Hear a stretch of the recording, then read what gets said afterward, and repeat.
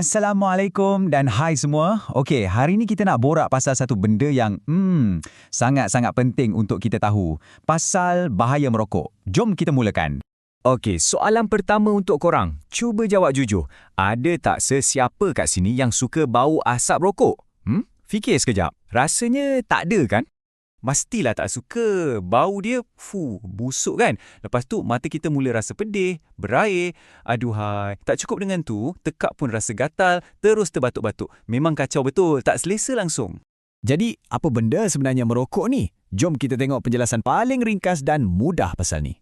Senang je nak faham. Merokok ni, perbuatan kita sedut asap dari sebatang rokok tu terus masuk dalam badan. Tapi, yang kita kena betul-betul ingat, asap tu bukan macam asap biasa tau. Asap rokok ni penuh dengan racun. Ya, racun yang sangat-sangat bahaya.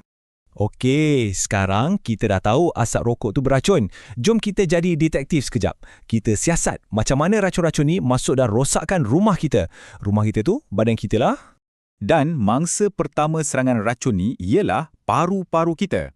Fikirkan paru-paru ni macam enjin untuk kita bernafas. Kalau enjin rosak, apa jadi?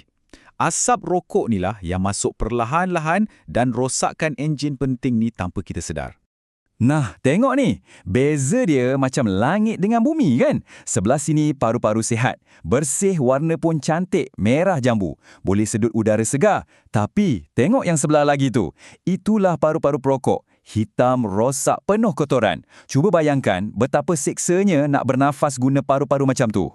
Dan cerita tak berhenti kat paru-paru je. Itu baru permulaan tau. Merokok ni macam buka pintu besar-besar untuk penyakit-penyakit bahaya masuk. Kita cakap pasal kanser paru-paru, penyakit jantung, dan kalau ada yang dah sedia ada asma, lagi teruk jadinya. Selain daripada penyakit, ada satu lagi perangkap besar dalam rokok. Ia menyebabkan ketagihan. Ketagih tu apa? Macam ni lah, dalam rokok tu ada satu bahan jahat yang cengkam otak kita. Dia buat badan kita rasa macam, aku perlukan benda ni. Aku nak lagi dan lagi.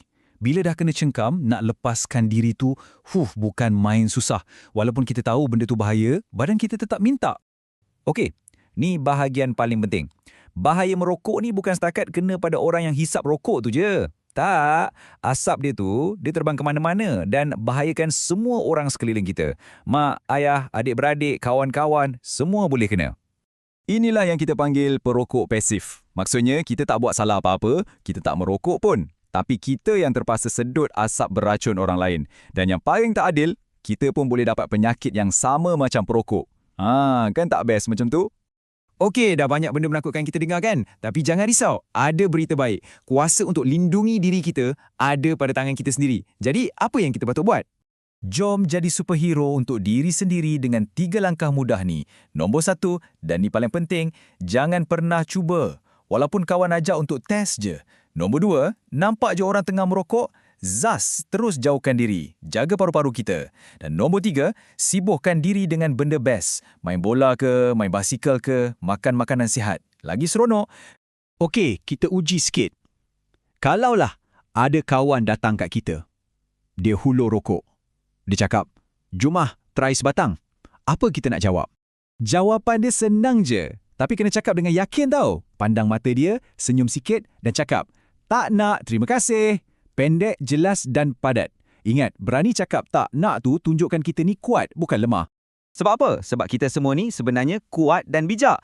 Kita tahu apa yang terbaik untuk badan kita, kan? Jadi, sebagai kesimpulan, semua ni berbalik kepada pilihan. Dan pilihan tu ada kat tangan kita sendiri. Jom tengok perbandingan terakhir ni. Bayangkan, ada 2 jalan depan kita. Jalan pertama, jalan merokok. Hujungnya ada penyakit, bahaya dan duit pun habis macam tu je. Jalan kedua, jalan tak merokok. Hujungnya ada badan yang sehat, lebih kuat dan kita pun lebih gembira. Mana satu jalan yang kita nak ikut agaknya? Rasanya jawapan dia jelas sangat kan?